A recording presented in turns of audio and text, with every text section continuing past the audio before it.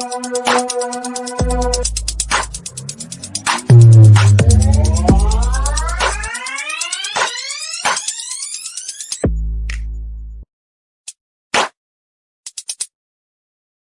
right, I got to start this off with technical difficulties right off the bat.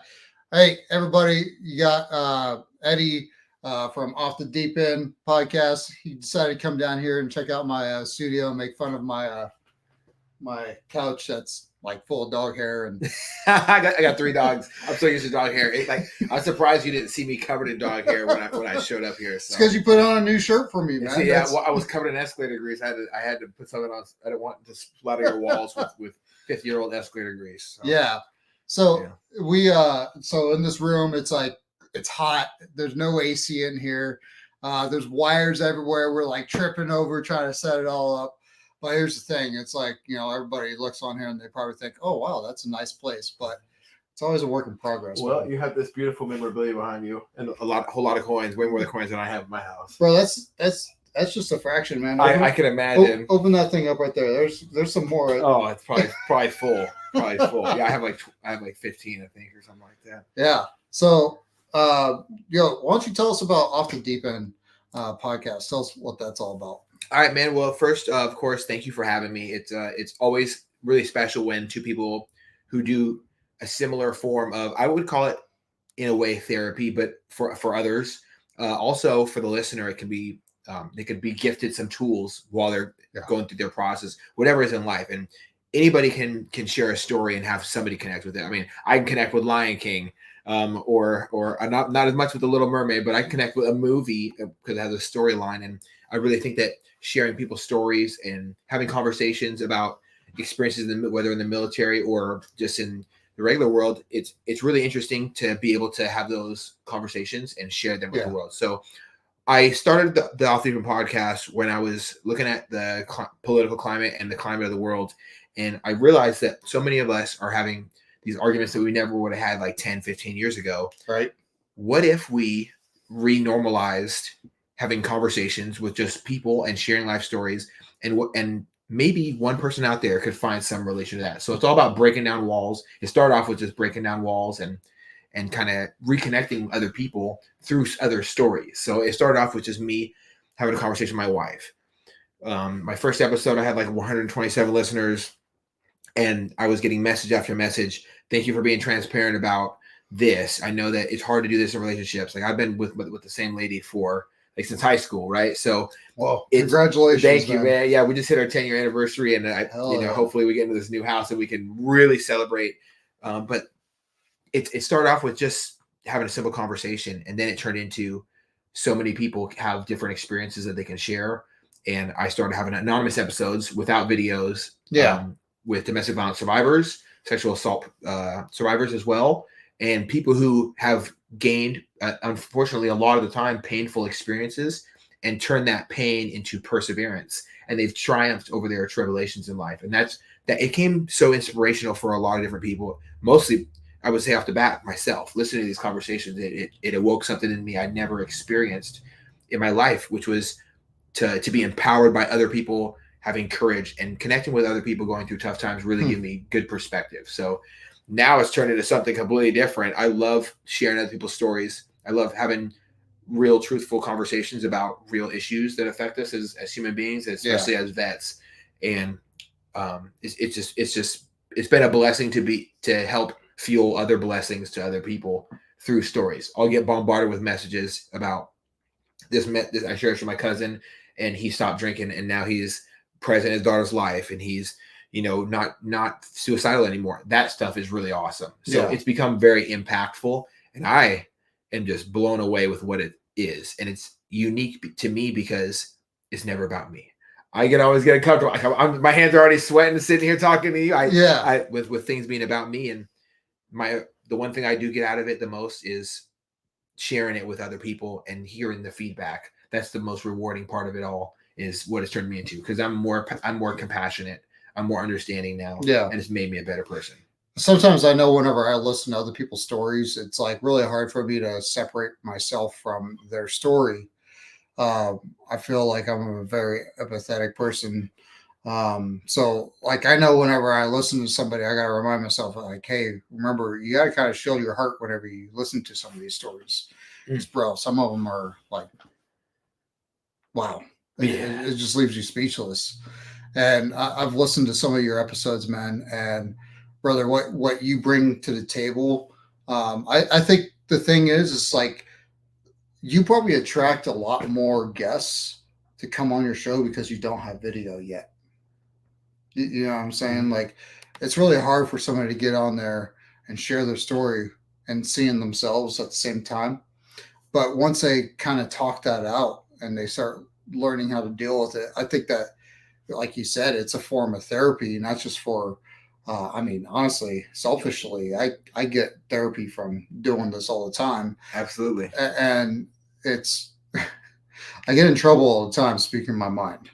Well, you have to speak your mind. Yeah, I would say in solidarity with you, you speak your mind, and when people don't like it, good. Let's have the conversation about it. If I'm wrong about something, let me know. Help me understand, because nobody, I don't think in their right mind, nobody is okay with saying I'm the bad guy. Let's just be that. That's like an egotistical thing to say. I'm the bad guy. I'll stay the bad guy. I don't want to learn. I don't want to grow. Yeah, it's normal to want us to be right, but being right means you can accept being wrong, so you can be right. You know, it takes a special person to say that. You always want to be wrong, man, and always. But that's the thing. Like, our community is so gosh darn humble. Oh man, I better mute my. The fan's going off, man. Yeah, the family's starting to be like, "Hey, are you recording? Hey, mom, I know you're watching." So no, it's our community is so, we're taught to pretty much look out for each other all the time. Yes. And that also is one of our major weaknesses, because we will really dig into other people's stuff, and we kind of start, like I said, you guys shield your heart a little bit, because we'll take on some of their stuff. But some of the most realist conversations come out of our community. And I know you primarily don't do veterans, you're open to everybody. But I think that anybody that's been through any kind of trauma has a different mindset when it comes to overcoming like anything that's adversarial. Yes. You know what I'm saying? Like 100%, dude. Anything. Like, bro, like, it's just like going to the gym, man. You don't get strong by not lifting weights. You get strong by lifting those weights, tearing those muscles, and you get emotionally stronger when your muscles get torn. And I'm not recommending people to go get into a DV situation, or to go get into a situation where they find themselves getting mortared or dealing with a very toxic situation, or go like get in a shootout in Iraq. But I definitely agree with what you're saying. Yeah. You look at things that are extremely adverse and difficult, and they're traumatic to you. You have to find ways to cope with, and then face that trauma so you can start the healing process, and it will make you stronger on the outside. Yeah. But you can't look at these problems with the remaining, I hate to say it like this, but it's true, remaining the victim. There's a beautiful point where people can get to after being a victim of a situation. They can become the victor when they look at it like this is an obstacle or a hill for me to climb, instead of looking at it as this, it's never going to make the problems go away. And I'm not trying to put to be disrespectful to people who've experienced things. I've experienced horrible things. Yeah. But I look at that now as a piece of now that I've healed in part from those things, because you never really lose all your scars, but you can put some Neosporin on you emotionally. Yep. and learn to cope by experiencing other people's situations. That might help you understand and process things a little bit better, so you can look at it as this is something I'm working through, or something that I've gone heads up with, and now I'm in the healing process. Yeah. And that's where I find the most beauty from stories. Just like you said, going through traumatic experiences, it can look daunting, it can look very intimidating, but there's never ever a bad time to just keep going. Or there is always a bad time to quit on your dreams or your life, or stop it from continuing. And it is always a bad time to quit on anything that you look at. So, if your story doesn't have, it's like Miss Rachel said, your story doesn't end here. It really doesn't. Yeah. I'd love to tie her in. Shout out to her for the great work she does. Oh, she does fantastic work. Rachel, your story does not end here. Yes. Podcast. Rachel's phenomenal. 100%. It was such an honor to be, she invited me to come onto her podcast. I shared some of my story, man. And every time I share my story, which I haven't shared my full story, not even on my own platform. And it's funny how it's way easier to do it when it's on somebody else's platform. And I didn't share the entire story, but I shared a good portion of it. And one day, guys, I will share my entire story, so that way you can get a better understanding of why I do what I do. I'm gonna have to do the what my wife's mom did and take over your podcast and interrogate you, because that's what happened to me for me to get going. It's like it's like episode 5 of Service and Sacrifice. It's like the veteran group part of it, and I got on there and I was like, oh my goodness, well, my hands are already sweating, and she was just laughing, and she pressed record, and then we started, and I was about an hour in, I stopped feeling so shook up. And so it was really awesome for me to be able to experience that with her. It also brought us closer together, because there's so many things that when you do share the story, there's so many things that rise to the top. When that water starts to boil, you start to feel that heated feeling of, I'm getting uncomfortable, or I'm starting to feel a little bit anxious. Yep. The first couple steps of that are not easy, but after you start getting into your groove of the flow of the conversation, that starts to disappear, and then things rise to the top that you never experienced, that you never thought that you'd share with people, but you do, and then it becomes more beautiful by the second. Yeah. So one of the fun things about podcasting and doing these live views and stuff like that is you gotta do all the comments and that stuff on there. Remember when I first started, I was like, hey man, technical difficulties right away. So the program I used, I had to go in there and change. I'm not sure if you saw, we weren't even streaming live on Facebook. Okay. So that's what I had to just fix. Okay, well, if we're on Facebook, I got to make sure not to say anything inappropriate. I'll be good. I'll be good today. It's all right, man. I'm probably already shadow banned already. Okay. Well, we're going to keep rocking then with that. But yeah. I do agree with what you said 100% about it. Vets have a certain level of understanding that they can understand. Yeah. Whether I find it very easy to connect with people, even in the Coast Guard, and it's very alarming to me. Yeah. When they can explain some of their parts to me. Shout out to the Coast Guard. I got to talk my shit, but you have these connections where, oh man, dude, I had to deal with this. Man, I was out there on the water, and these huge waves. We were rocking. Everyone was getting sick. Nobody had gone on ever rough seas or whatever. And I love hearing this Coast Guard story about how everyone was getting sick and getting nauseous and throwing up and stuff.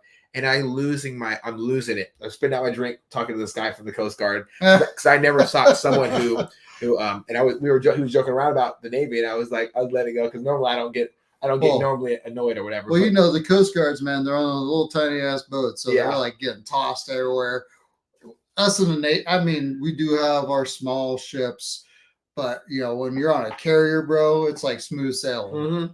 Except for at night, you're like, man, I hope they hit a storm, because, bro, it's going to be the best sleep you ever got. The best sleep. I know that definitely every single person who's been in the military knows what they have, this crazy best sleep story. I think my best sleep was, we were doing, it's called the worst day ever. So you have like a super late night watch, and then you got like men overboard, or unrep, men overboard, general quarters, and then you have another watch section like right at the end of it, because the watch sections shift. And so you're up for like, if I don't know how many days, it's a very unconventional thing, because you're not getting the adrenaline rush and all these things. You're doing practice stuff, and maybe you're on the 150-degree heat. Yeah, go Navy, fly Navy. I love that right there. Yeah, that is true. There we go. So what's up, Josh? So you're out there off the coast of Iraq, and stuff, doing in 150-degree heat, doing unreps. Yeah. And so you spend all day, you're just sweating. It's completely nonsense. Are you part of the pallet party, bro? No, I'm not. I was running the actual rig station. Okay, so your boss was mate. So I was able to, I was orchestrating. Were you above? Did you get the good spot, or were you down below? I was down below, sweating the whole time. And you know what? Don't get the double dragon while you got to do unwrap. That's a bad day. No, dude. Yeah. Oh, bro. Double Dragon, man. In the heat, no good. Yeah,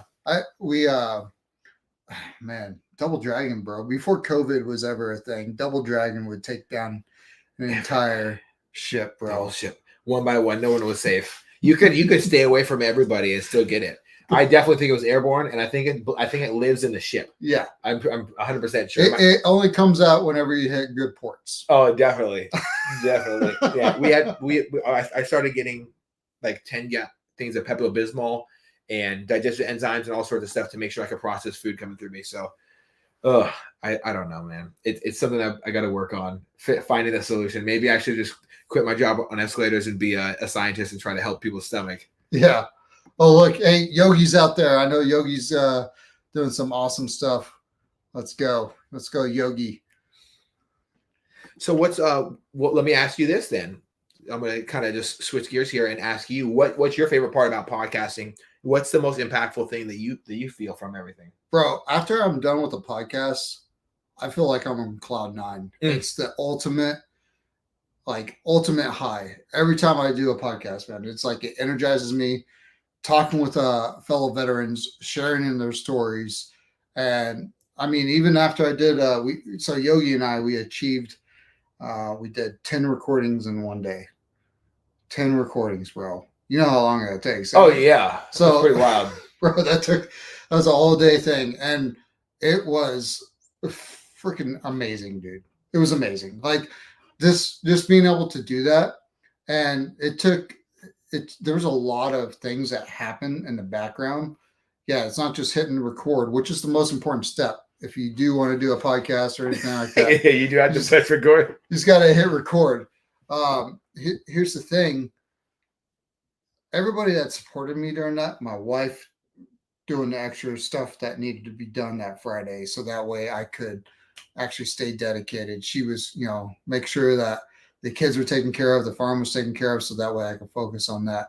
Yogi coordinating things, me coordinating things. It took a lot of effort. It takes hours of preparation just to get to that recording.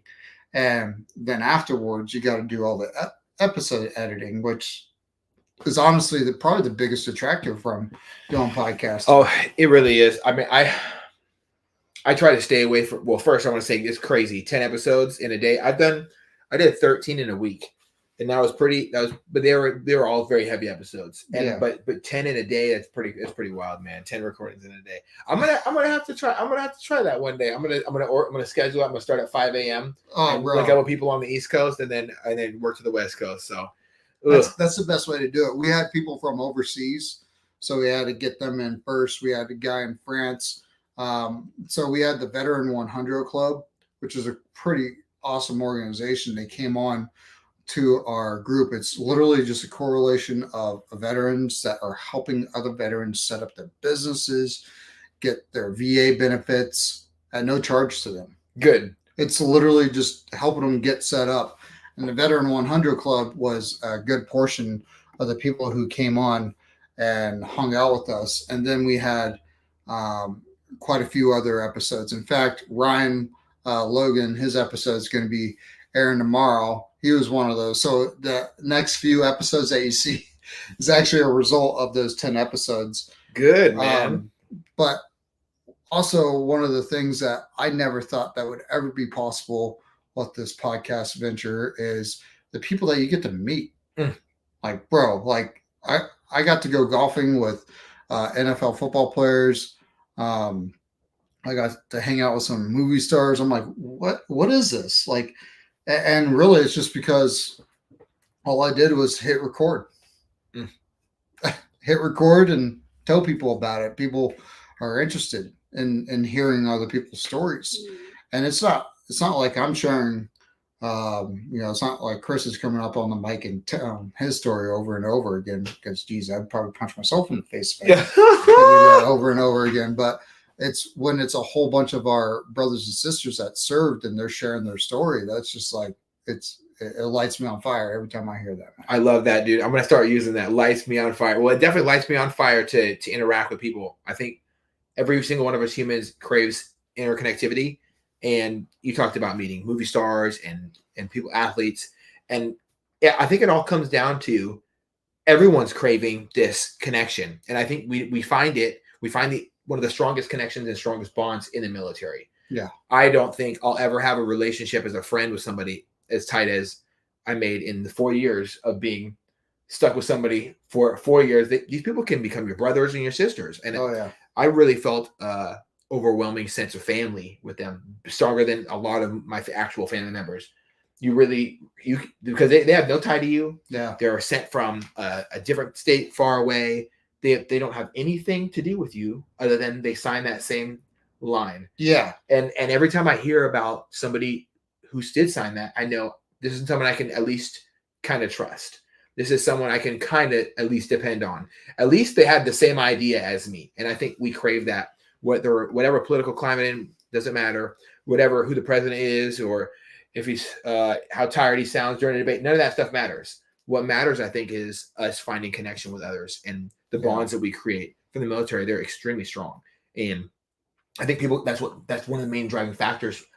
People leave having no family, having no, I don't have anything. What do I do? Oh, go to the military. Well, I had one guy say in boot camp, and it sounds cheesy as hell, but he said, they like asked him why everybody joined. I'm like, why? I needed to better my life and have a better situation because what I was doing was not legal or it.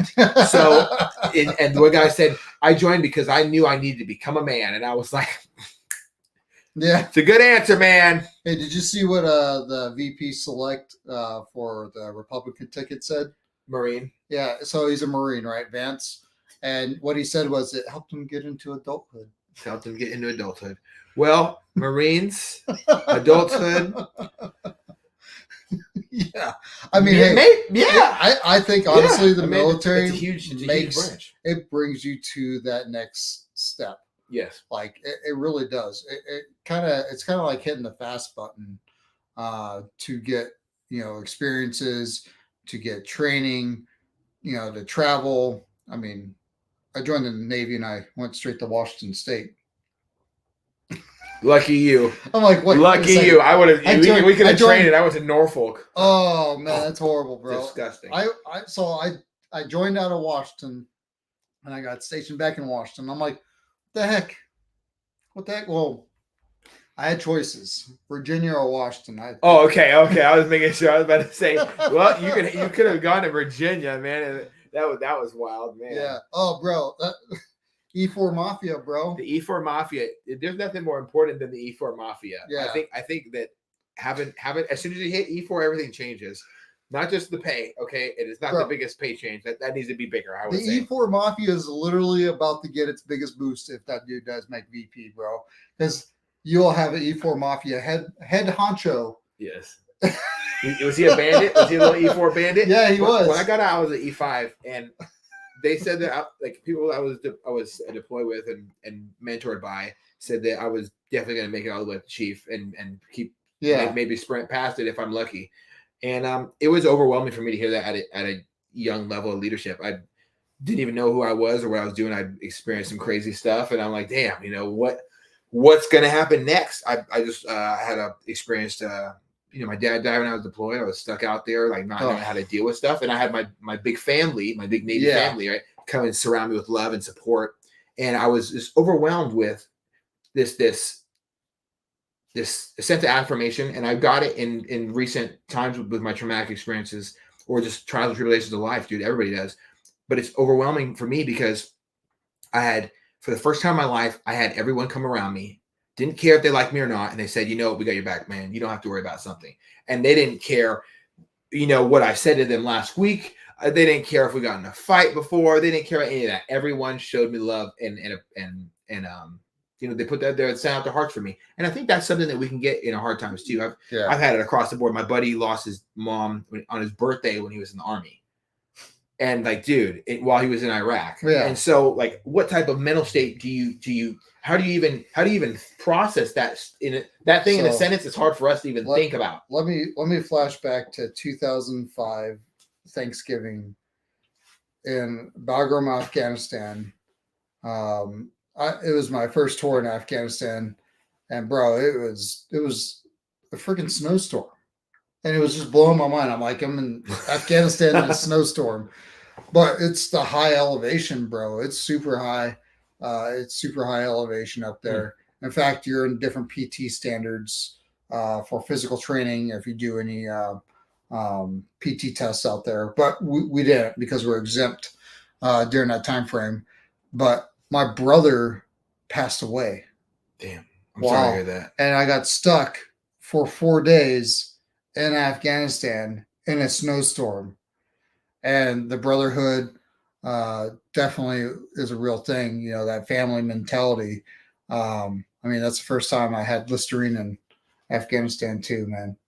Listerine in Afghanistan. Yeah. All the things kind of click back. I remember it was bourbon, not Listerine. Oh, okay. It's gonna happen, right? It's gonna happen. So I'm glad you had your team there, because those down times when you're not moving and grooving, when you're not accomplishing your mission or fighting a good fight, or you're under constant strain of some type of stress, those down times is actually when I believe the most harmful stuff shows up in your mind. I 100% agree with you, bro. When did everybody get in trouble? Every time when there was a little bit of time for us to have our own time by ourselves, that's when we would find ourselves in trouble. 100%. Yeah. Especially in Singapore. Yeah, I don't. Oh, geez, man. Yeah, we had a guy knock over a line of. There was like we were on a military base, and all the motorcycles lined up, and somebody walked over and they started kicking them all over. Oh man. Oh boy. So he had to stay behind, and he got the cane treatment over there. Oh yeah, caned. Oh, he got caned. Oh yes. You don't want the Singapore canes. I mean, the guy. If you don't know what that is, look it up right now. The Singapore cane guy. Yeah. Just watch the video, and you'll never breathe wrong. You'll smile at everyone. You don't even want to chew gum in Singapore, no, don't right? Don't chew gum. Yeah, because they'll cane your ass just for chewing gum. For chewing gum. Yeah, it's real. It's real over there. But yeah. Could you imagine somebody running around in America caning people? That'd be hilarious. We probably wouldn't have someone's gum on the streets. I know that. That's probably not, man. But did you ever make it to Japan while you were in? No, I did not. I went to London. So we went to the area of London. We pulled into in 2015. We did a world tour. Nice. So what ship? On the USS Theodore Roosevelt, CVN 71. Okay. The best ship, the best deployment, arguably at the time. Let's see. The absolute best deployment, and everyone says it who was out there with me on that time. People on other ships were like, "How they all have so much fun!" Like it was wild. So So USS Theodore Roosevelt, we pull out of the yards after all these workups. We were getting run ragged with these workups. The ship kept breaking down. We almost got stuck. I think I got one right here, man. You got one of them coins? I think I do. From the Rosie? Big stick. Yep. Yeah, that's it right there. Oh, that's a blast from the past. Look at that bad boy right there. That's wild. Bro, big stick. Freaking this. Yeah, on the Rosie. Bro, and the all right, that's kind of cool. I'm not going to lie. That's about as pimp as it gets. I've seen some cool ones, but that's good. Bro, I'd be running around hitting people with this. Yeah, that's something to make people jealous for sure. But I was on the ship, and like we stopped in London first, and then we went to Bahrain, Dubai. Then we cooked over to Singapore, and then Hawaii, and then we landed back in the U.S. of A. in Coronado, which is our new home port at the time. And so what ended up happening is when me and my wife were looking for our stuff, some idiot, there's no other word to say it, he was an idiot, saw my name on a list of people who were on the original TR crew before we were really stocking up. Yeah.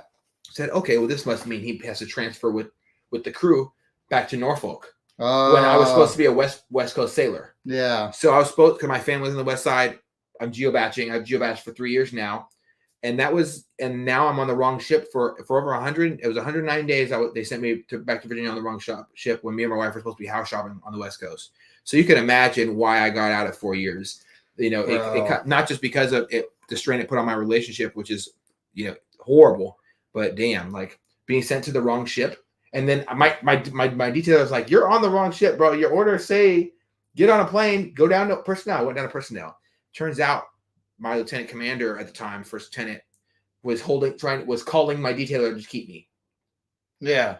What an asshole. So you're telling me that you had orders and the command was trying to keep me because I was mission critical, is what they said.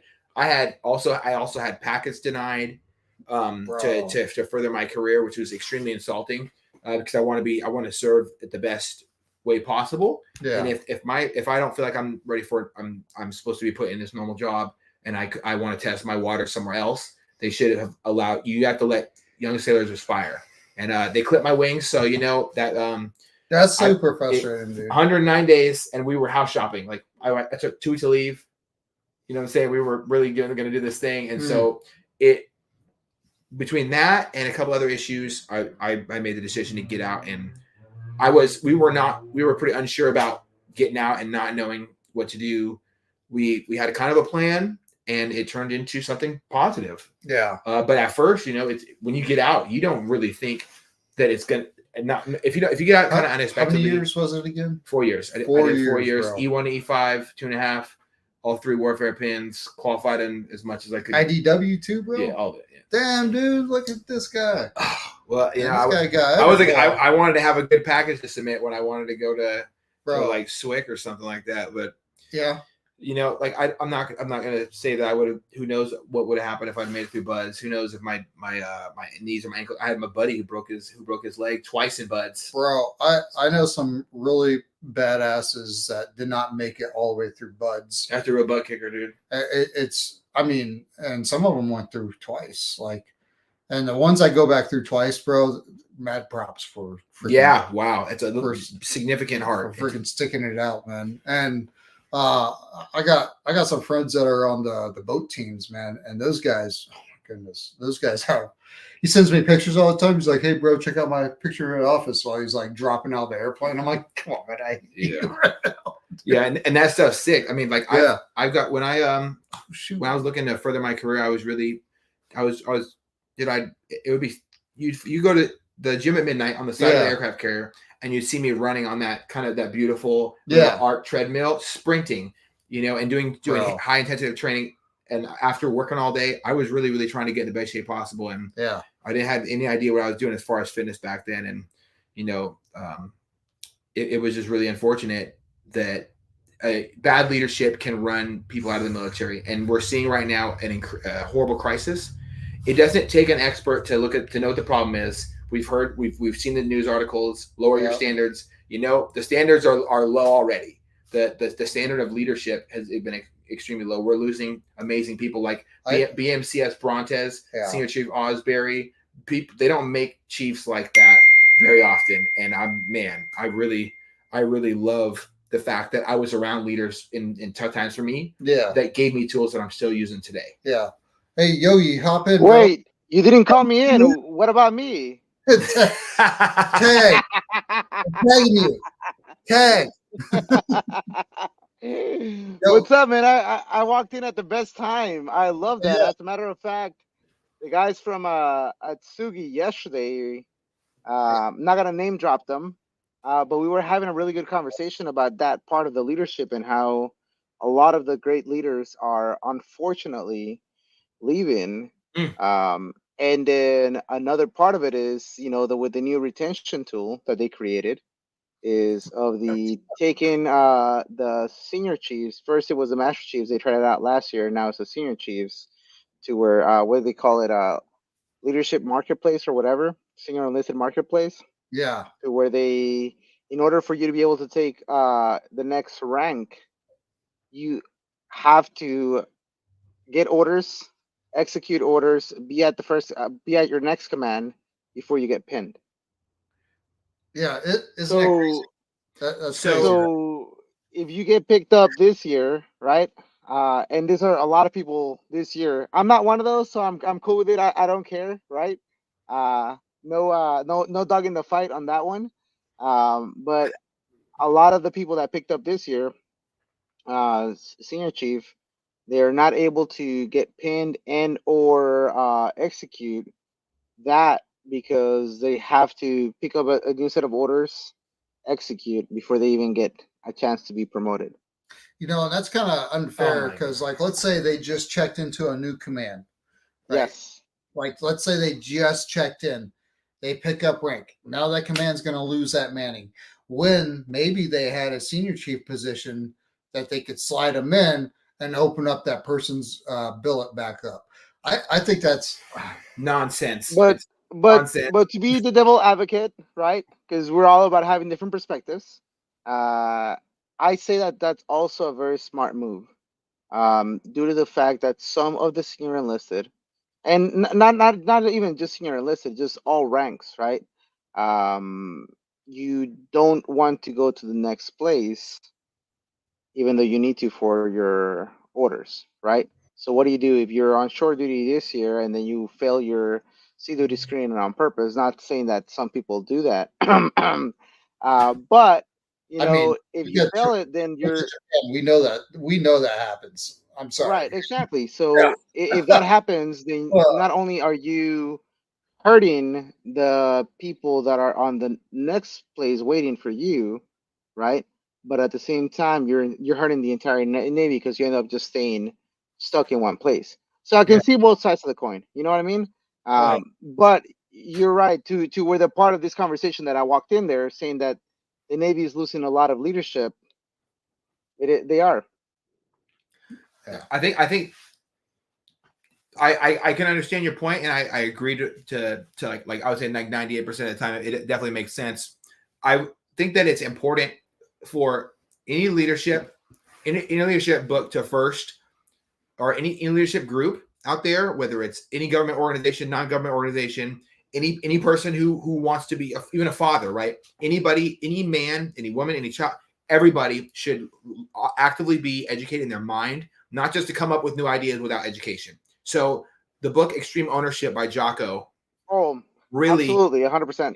I love that book, right? It really lines out things you need to look at. First, before just implementing ideas, we need to look at, okay, first off, whatever is going on right now is not working.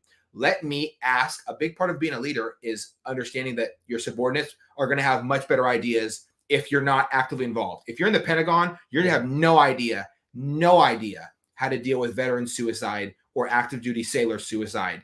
And you plugging and playing ideas and not worrying about beards and oh, here's a new uniform to solve your problems, or telling people to lower their standards, as some people have done in the past, is not necessarily going to be an effective solution. First, we got to say, okay, the buck stops with me, and actually mean it. Not just say it, actually mean it, okay? And then you have to say, okay, let me ask my teams what, instead of putting out an anonymous thing, why don't you go out there, don't have yourself rung on, just walk on the ship and chat with the sailor on the smoke pit. Just even if you don't smoke, grab a cigarette. I've done it before. I've gone out in my civilian clothes and I just chatted with other people from other departments. What do you like about your department? Why not? Blah, blah. And I've talked to other chiefs or to chiefs that weren't mine. So that's what I meant by other, because I was not a chief. I'm not trying to lie. But I talked to other chiefs and said, hey, this is one thing I'm hearing from your department. Have you thought about this? And he was like, how about you worry about yourself? And I say, okay, cool. You got it, man. I don't think worrying about yourself is a positive thing. I think we should all be concerned about the sailor next to us, regardless of rank. And I think that is a good way that we can start dealing with some of the issues that the military has as far as retention goes. Introducing nav admin after nav admin. Unfortunately, a lot of people in the military can't even name or understand the one that came out the last month. You know what I'm saying? Yeah. Like paperwork won't always solve human problems, because we're not black and white on a piece of paper, and we're not going to stay there forever. We're not the Constitution of the United States. We're people, and we have different backgrounds and different likes and stuff like that. I think a more, not really sensitive, but a more realistic approach of if we're having problems at a lower level with young sailors not being able to conform to our military standards, we have a problem with performance, we have a problem with morale, go to where the problem is. Ask them. Say, leadership, go to somewhere else. I want to talk to these guys. Sit down with this person. Hey man, forget the rank. Tuck in those stars in your collar and talk to somebody. Yeah. I'm gonna flip that back to you. Not saying that I disagree, but again, being the devil's advocate, right? I love the devil's advocate. How do you know that there's a problem if the people that are feeding the problem up to you are not passing that there's a problem at all? So that's the first thing, right? So where is really the problem at? right? Because I mean, in leadership, what do we say, right? Leadership is part of being able to solve the problem at the lowest level possible. So that's part of it, right? So you have, regardless of rank, you have the first person that is there to gets notified of the problem, right? Yes. And we teach and we preach, or at least through my tenure and around my leadership groups, we've preached about, hey, solve the problem, but also share what's going on so that everybody knows, right? But at what point is too much information actually usable and viable, right? So Mm-hmm. with that, um, at the end of the day, we have 12 hours a day of maximum brain capacity that we can assimilate, right? If you have a leader that thinks that they can handle that responsibility and handle that problem, they're not going to pass that problem up to the next level of leadership, right? Because most of the time, creating that creates essentially just drama, right? So how can you say, and for example, someone as detached from what the E1 in the Navy is really doing, right? Again, in the Pentagon or anywhere else, how can you have them and or hold them to that level of um I don't want to say scrutiny, but to that level of Accountability. hey, no, not even accountability, because you're not holding them accountable, because if they don't know, they don't know. You know what I mean? Yeah. Um, so how can you hold them to something that they don't know or can fix themselves, right? Because they, at the end of the day, and you were in for however many years, right? You know that we all either have a lot of time or have no time, right? Mm-hmm. To deal with certain things, right? And at the same time, our brain capacity is we're worrying about what we can, the closest alligator to the canoe, right? The same thing for goes for any rank up and down in the leadership structure in any branch of the military. So not by any means, I mean, um, the other things are not important, because that's all essentially the reason why this podcast here exists in the first place, right? But at the same time, a lot of the only way that the higher ups can do anything about it is by passing policy, right? So part of the policy that has been changed and that has been done within the last 3 to 5 years has changed a lot how we interact with mental health, how we interact with suicidal ideations, how we interact with sexual assaults. I mean, to be fair, back in 2009, when the big push for the sexual assault, don't the don't ask, don't tell, and all those things that came across, you should have seen the upheaval from everybody that was there, right? And how this was pointless. It was, it was all these negative things, because there was people on this side and there was people on the other side, right? And people that would say, well, now people are gonna, the people that are suffering are just gonna come up with more cases, right? Yes. Now, fast forward to almost 14 years later. Yeah. If I did my math right, don't quote me. I'm not a mathematician. But now the military has changed to a completely different level, right? And we saw where it went from no sexual assaults to a massive increase of sexual assaults that were reported, right? Mm-hmm. And then now it's dying down, right? And now all of that has allowed the military to be able to have proper backing in order to be able to support the military mental health act, the all of these progressive things to be able to help with the mental awareness. Yes, yes. So I just want to clarify. I'm not saying that they don't take action or that the action that they're Mhm. taking isn't effective. I'm saying if there's a problem as massive as one sailor removing themselves from this universe, like I have a guy who one of the purple light people I worked with, his like mentee, like his best friend of a junior sailor, took his own life because it was Mhm. leadership failure after leadership failure after targeting by his immediate leadership. And of course, they didn't bring up these problems to the upper chain of command. Hey, this guy, this guy's talking about killing himself. Maybe he's thinking about doing it. They were like, you're being a. I'm not going to put bad words out there. You know what I'm saying? But just they degraded him into the point where they canceled his leave because they said you're a shitbag sailor, and they canceled his leave when his grandparent died.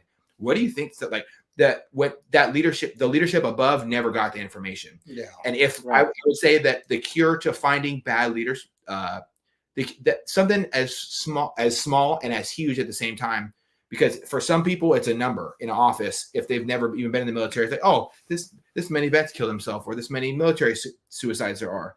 If one person removes himself from this earth, it is always a big deal. And what I'm saying is that is something that's going to hit the upper levels. And if they want to know what that problem is, they have to come down to the lower deck plates. Yeah. They have to go down to the immediate leaders and say, okay, where are we missing the mark here? Because, and I think that it's good to hit it from both angles, from the lower leadership level and at the upper leadership level. But sometimes that supervisor is the immediate supervisors are the ones always interacting with the younger sailors. And if we're having a problem with the younger sailors not wanting to live anymore, it could be something as simple as, hey, bro, come in here, come in the office, come have a seat. And they start to feel uncomfortable. Like, why am I sitting in the first lieutenant's office? Or why is the lieutenant commander talking to me who's not even in my department?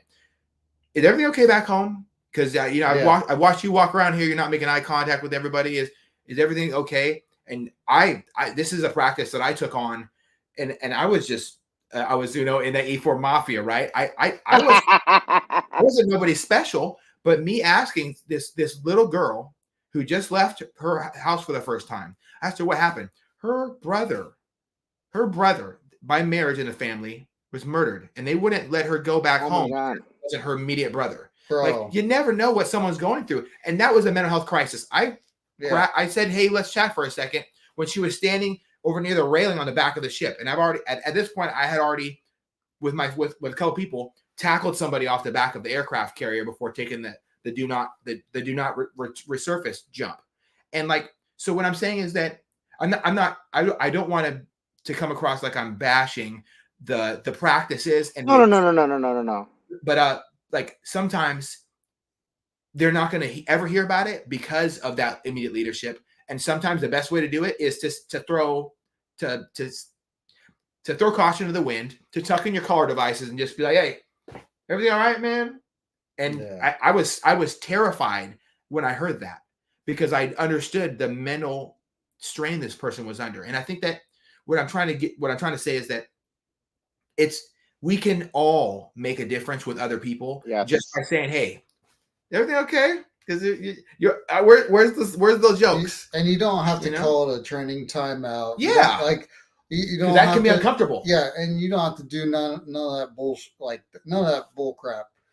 Literally just be a human being. Realize that, you have a mission, but you should probably take a couple minutes if you have a bad actor, and just try to at least get down, peel a couple layers off of the onion to see what's actually happening underneath there, because it could be resolved with just showing a little bit of compassion and concern for 5 minutes. It could be a 5-minute conversation, and all of a sudden that person, either understands, well, we can't send you out because we're blue water and we have no cots, we have no availability. And them understanding, when I say CODs, I mean any aircraft that could take you off the aircraft carrier to shore. It could be a situation like that, and that person may not understand exactly what it is, and all they got was, why are you putting in a lead chip for tomorrow? I told you can't do that. Why are they not just sitting down, spending 5 minutes with them and explaining what's going on? Take a little bit of time to be a fellow human. Yeah. Honestly, leadership is not easy. No, it is not easy. And being a leader in today's military is even harder than it was in yesterday's military. You have more eyes, you have more policies, you have more direct communication coming from the top. I mean, the Navy's literally putting stuff out on Facebook before they put it out into the chain of command. Like, so there's so many different dynamics that you deal with as a leader. And the problem is that we're losing a lot of quality leaders in a time when we need these quality leaders. And it's very unfortunate. And a lot of these leaders, they're getting burnt out. Why is that? Why is it that they're getting burnt out? It's because they find themselves in situations like my brother here, who found himself on a carrier 108 days, 109 days. 109 I wrote days. it on the whiteboard in this guy who was holding me his office. I walked into his office at Barton and I wrote on his whiteboard 109 days, wrong ship. Yeah. And I got written up. They were just hounding me. I'm like, listen, I'm on the wrong ship. I don't know about you, but if I was on the wrong ship, it was just a negative environment. Yeah. This other guy, leave chit it was an emergency leave chit. He was like, I need to take emergency leave. They wouldn't let him go. Like you could see in his face. The kid had nothing left. Bro, hearing the story, like I'm crying hearing the story for my buddy. Yeah. I think that maybe if we, just be a human being like you're saying. Yeah. But I think that it is that E4, E5, E6, E7, E8, and E9 mafia, or even an E1 to another E1 that can make the biggest difference, or an O1. I had a Lieutenant De Cristoforo. She walked up and she's like, I heard what happened. Did they give you the day off? And I'm like, yes, they gave me the day off to go and deal with a horrible situation I was experiencing. And that was really, really awesome to me, because I knew I wasn't in a good, I had a lot of guilt come with my dad dying when I was deployed. I had a lot of unresolved issues with him, really, really bad ones. And for me, having that moment, that little temperature check, hey, go to your rack. I don't want to see you. And I don't want to see, no, everyone knows not to bother you. Go to your rack. Yeah. I was like, okay. Now, again, devil's advocate, right? If you send someone to the rack that way because they're being distraught, how do you know that that's the right strategy for that person? To provide context, it was after they spent hours talking with me. It was an overwhelming experience. They took me down to the chief's mess. People were walking up saying what type of sailor I was. I was like overwhelmed with, and they had somebody who was already in the berthing they were doing berthing cleaners and stuff. But this was the day after, and someone was with me until I literally just stand there talking with me until I passed out of my rack the night before. This was the following day, and they made sure they had done everything within their power to make sure I was okay. All the temperature checks in the world. And they gave me plenty of time to talk with my family on the emergency phone and all that. I wouldn't say every situation should have somebody just sent away to their rack. No, definitely no. And I wanted to make sure that was also conveyed, right? Because otherwise you just stick with a negative experience and you say, hey, the military is the worst thing in the world. All the military leaders are horrible, blah, blah, blah, right? But there's usually more to those stories, right? Like, my dad passed away whenever I was in crossing the pond, right? The Atlantic, 2006. And my dad, he would always drive me to the pier. He would drive or fly from Houston, Texas to Virginia Beach just so that he could take me to the ship. Wow. And coming back from deployment, he would do the same thing every time, right? So 2006, he came and stayed with me for about a week and a half, 2 weeks, something like that. I don't remember the exact time frame. And then he came and took me off, right? We took 2 weeks to go across the pond, maybe a little bit longer, and we hit our first port call, and it was in Italy. And my mom and my sister sent the Red Cross message to the command. The command, the first day out, I'm out there, hanging out with everybody. And then the command sent the chief on watch. And they stayed out there on the pier just waiting for me to come back. I didn't come back until like 11:45, right at curfew. Oh, yeah, right when you could, yeah. And then, I'm a little intoxicated at this time, right? And the first thing that I want to do is I want to make a phone call to my dad, because that's what I always did, And as soon as I get on the phone call, like this dude, I don't even remember him being in our command, right? Really until that day, like that day forward, I remember him being in the command. But before that, he was just another chief. Right? So he comes and he like darts across, stop, and I'm like, oh, what the fuck? Why are you yelling at me? Like, what did I do? Right? He's like, you're coming with me, and I'm like, why are you yelling at me? Like, did I do something wrong? Am I in trouble? Like, that's what I'm thinking. And then it hit me, right? Something happened to my family, and I just started crying, right? Uh, and she's like, "No, it's okay. We'll talk, whatever." And then we took the ferry all the way back home, or to the ship. I had my skipper, my XO, CMC, chaplain, my division chief, and a couple other people just waiting for me in the ready room. And that, I'm like, what the hell, man? And my sister's already on the phone waiting for me to walk in so that they can tell me, you know, the bad news and everything. But I can tell you that I felt a lot of things except for the command not caring, right? And just like that, they arranged for me to. They took them 2 days to arrange all the paperwork for them to send me back to the States. But I had someone that I call him Gordito. He's one of my really good friends. Uh, till this day, he just stayed with me. He sacrificed his entire port call just to stay with me. Right? We did whatever I wanted to do, which I didn't want to do anything, but he still took me out. Um, and then just to make sure I was in the right state of mind, I was taken care of, right? And he was escorting me. Um, so I also want to paint that picture, right? We do make a lot of mistakes, right? So the Yeah. military has thousands and thousands of people, right? Not everybody can get it right. And even when we do get it right, it's a matter of perspective. Yeah. But a lot of the times we do get it right, but nobody talks about those things.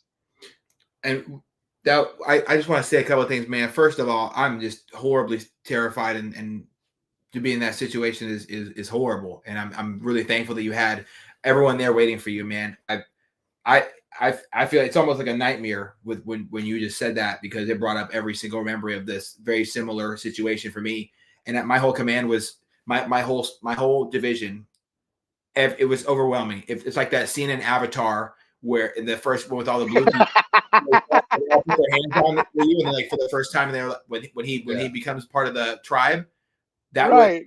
just hugs for me when I'd walk through places. The whole ship was talking about it, and I had people coming and telling me, and the first phone call is a terrifying feeling. I remember I can feel my hands trembling right now, just with you saying that. And I had a Gordito as well, man, a special person. not such a cool name, but but he was my guy, Andy, and we've been cool. Like he's been my brother ever since. I think that you just touched on something that we talked about earlier on the start of this, is that these bonds you create, they can be at some points even stronger than an actual family bond. And it's so beautiful that you shared that. Thank you for that, man. Yeah. Wow. The Mr. Rostov, and here's the thing: the most positive experience that probably all three of us, we just shared something really negative, but something that's positive that came out of that negativity. That's where I've experienced some of the most positive moments, is actually in the darkest times of my my career, my situation that I'm in. But that brotherhood, that sisterhood, being part of a family that I never knew until then, they kind of taught me how to be part of a family. I didn't grow up in a very great situation, and they taught me how essentially how to love. It's a rough love. It's not all cuddly and rosy, but that's kind of to boil it down. I'm not sure if you caught that, through Yogi's time of pain. He had people loving on him, through Eddie's time of pain, he had people loving on him. And I have very similar stories of being in a really bad way. One of my brothers, and I say brother because we served together. I was his LPO, which is the leading petty officer, David Popper. He passed away, and it devastated us, man. It absolutely devastated us. And to see how we all came together, and not only mourn together, but share each other's stories and share in this moment and really kind of grow even stronger together during this time, because we actually took the time to be humans together and mourn and get through it, and yeah, that's honestly my biggest take on here. I want to add to that, right? We go through a lot of challenges in the military, and I think that's also part of what makes us resilient and stronger overall. And that's why whenever we leave the military, or as we're leaving the military, that's something that we miss and we share, right? And that we're all in it together, whether it's for better or for worse, right? We are dealing with a lot of experiences that only make us stronger of who we are, and because we're sharing that experience. And for a fact that even if I don't like you, right, I can lean to you and say, hey, dude, like, I'm having a really bad day.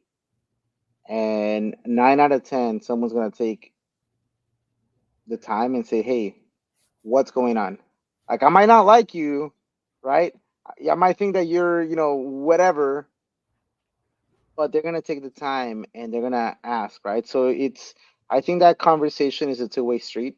Yes, being for the longest time in the Chiefs mess, we said intrusive leadership, right? It's going in there and asking the people the questions: how are you doing? Why are you acting differently? Knowing your people. To me, that's not intrusive leadership. To me, that's what leadership should be about, right? Yeah. Getting to know, for better or for worse. I might not like Chris, but Right. knowing him. Wait, was that too soon? Too forward? He sends me hate mail all the time. But knowing who he is as a person and what pushes him, motivates him, and hurts him, and also allows him to be more successful, that's what leadership should be about, right? Not just titles, not just ranks.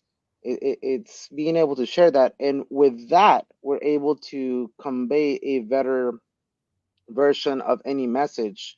And we're able to not necessarily suffer, but share the weight of those positive and or negative experience across all of us, right? Yeah. We talk about if one person carries the burden, it's huge, right?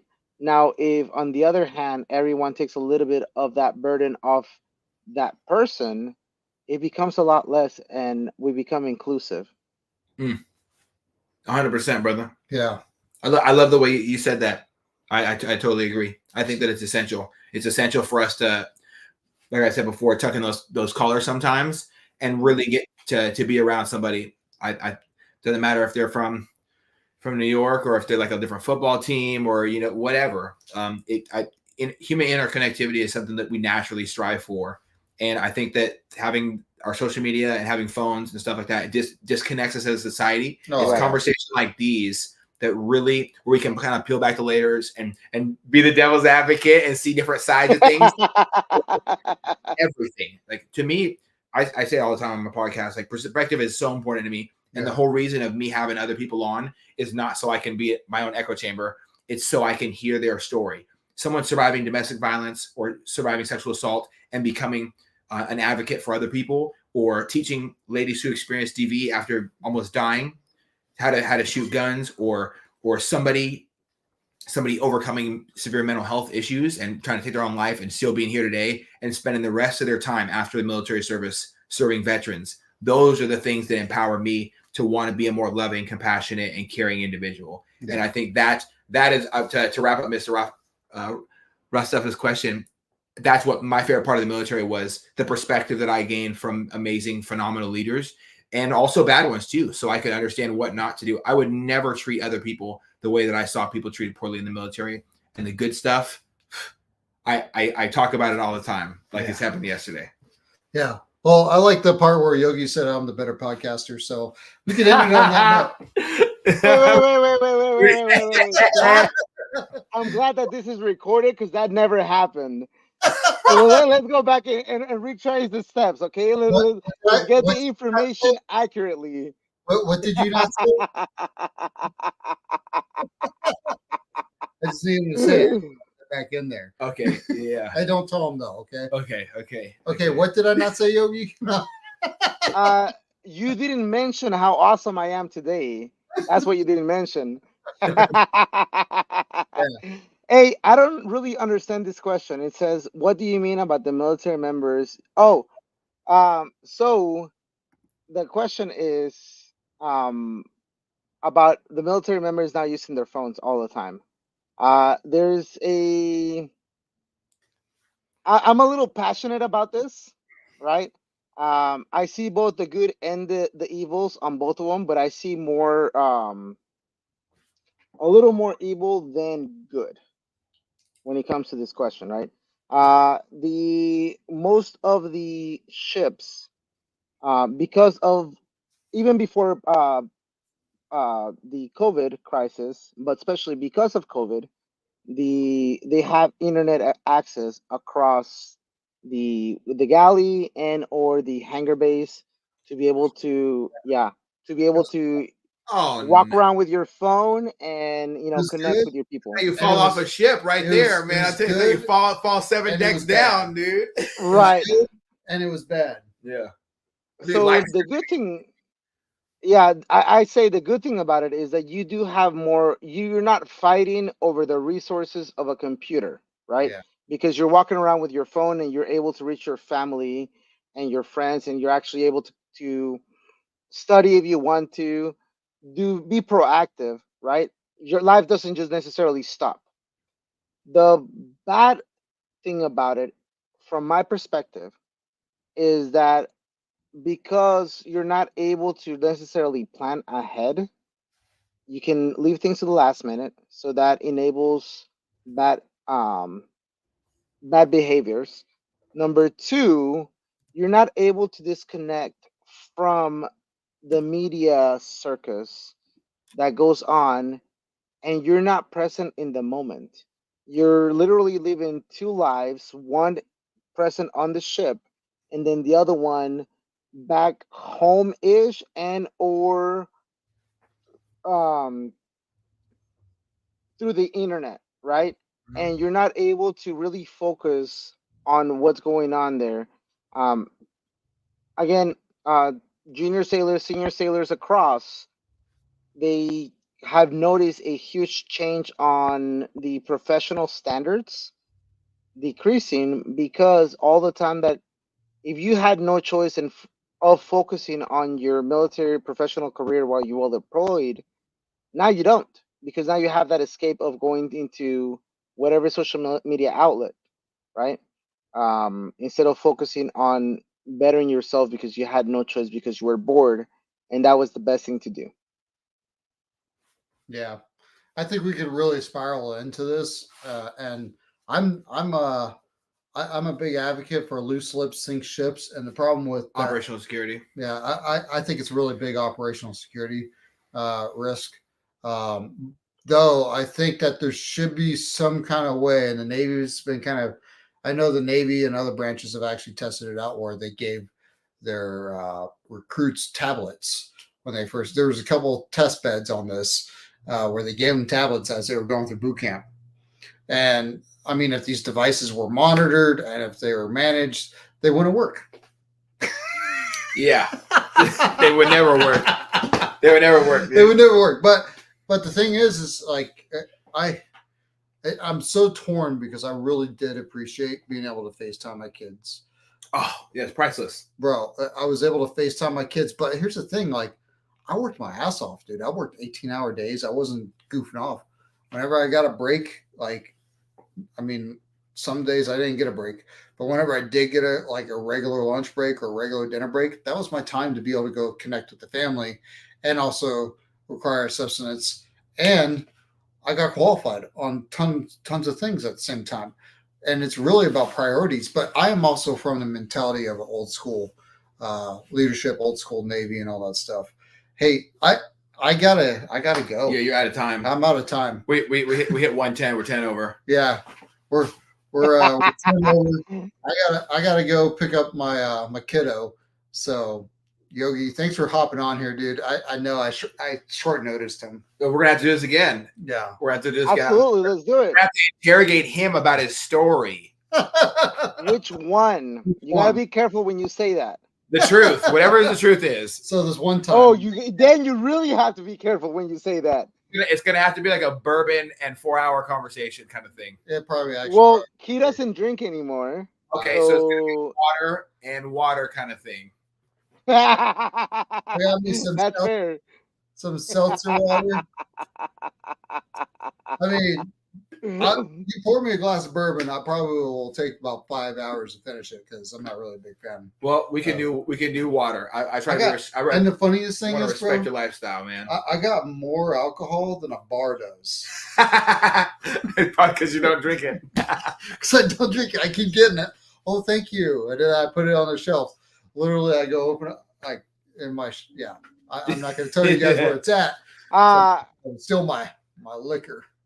Since we're on air tomorrow here in San Diego, there's gonna be a senior enlisted breakfast for anyone that is watching and or listening to this at the Baker Admiral Baker's Golf Club house, 7:00 or 7:30 to 9 a.m. Please join. It's becoming a monthly thing to allow for a networking session and for training. This month is going to be for nonprofits. Next month is going to be for the AI. We're hoping to get Guidel Olivas with Deja Vu, one of the podcast hosts here, or not podcast host, but podcast guest, to come and be part of that. Maybe. Well, maybe in the future we'll stay tuned and you'll find out. Might be getting another host, guys. Yeah. So, for anyone that's listening, if you have any questions and or want to join, please let us know. Yeah. Thanks, guys. Hey, remember, it's your transition. Take charge of it. Mil2Vet out. Peace. Oh boy.